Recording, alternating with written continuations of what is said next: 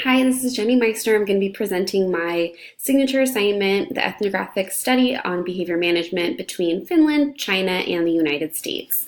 The first slide I'd like to go over is the description of the countries of focus. So Finland and China, taking a look at those two countries.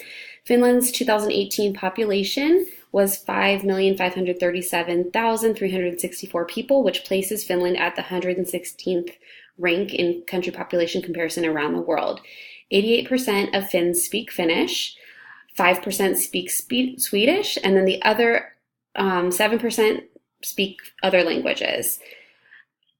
Finland is ethnically homogeneous. Most of Finland's people are ethnically Finnish, and only 3.5% are foreigners. Education in Finland lasts 9 years, and the compulsory start age is 7 years old.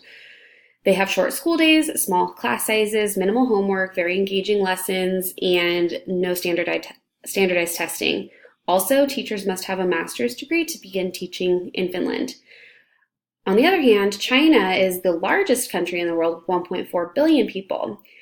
After pulling hundreds of millions of citizens out of poverty, China is considered upper middle income. They are ethnically heterogeneous with 56 different ethnic groups, and they recently underwent some educational modernization with universal curriculum and universal textbooks used throughout the country. And teacher training has developed in recent years as well, providing new teachers with feedback and support from successful retired teachers. My research question and thesis is that this comparative research study examines the issue of behavior management and classroom management as it affects the current educational system in Finland, China, and the United States. Taking a look at the research, Finland's constitution denotes that education is a basic right. In fact, a decree issued in 1898 contained an obligation for the local authorities to provide all school-age children with an opportunity for schooling. Learner support is key to education, and in order to help learners succeed, guidance and counseling is seen as a fundamental right, helping students with their social emotional development.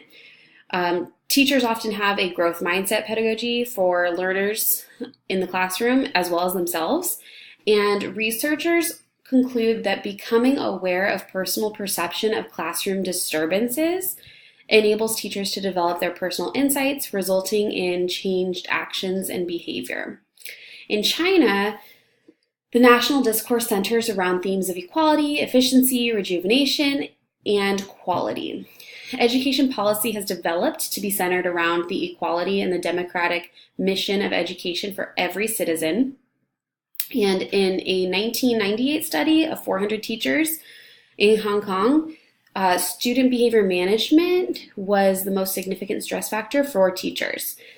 The study went on to also determine that teachers sampled from China appear more inclusive and supportive of students when it comes to classroom discipline, and they are actually less authoritarian, which totally differs than what I originally thought going into this project. Moving on to my other key findings, the objective of each country's respective education system balance on the idea of providing all students with a quality education, so very inclusive.